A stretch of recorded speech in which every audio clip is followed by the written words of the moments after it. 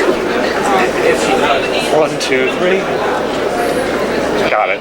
All right. Thank you. Hi. Linda and Al Lerner, Movies and Shakers. Hi. Hi. Hello. This is the first time that Paul Dano is directing. How did he prepare you for the role, and what was it like working with him?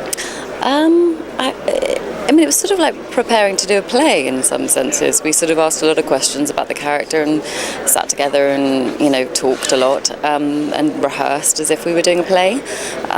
So that was kind of the preparation that we did. What's going to happen to us?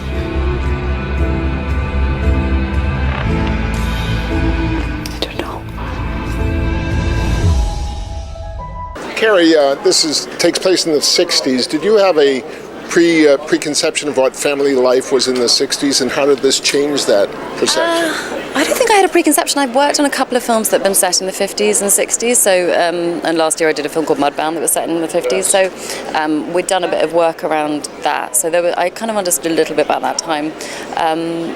I think, we had debates about setting this film in the modern era, principally just to save money, but it felt important to set in the 1960s because even though things haven't changed enough, sadly, for women, they have changed enough that, the constraints that were on women in the 1960s were that much tighter. So I don't think it was more about preconceptions, it was just about a kind of greater understanding of what was going on at the time, and particularly the sort of presentational nature of the sort of classic 50s housewife, the amount of responsibility there was to keep a good home and to make the best of things and to keep up with the Joneses and all of those things. They played a lot into the beginning of the character for Jeanette.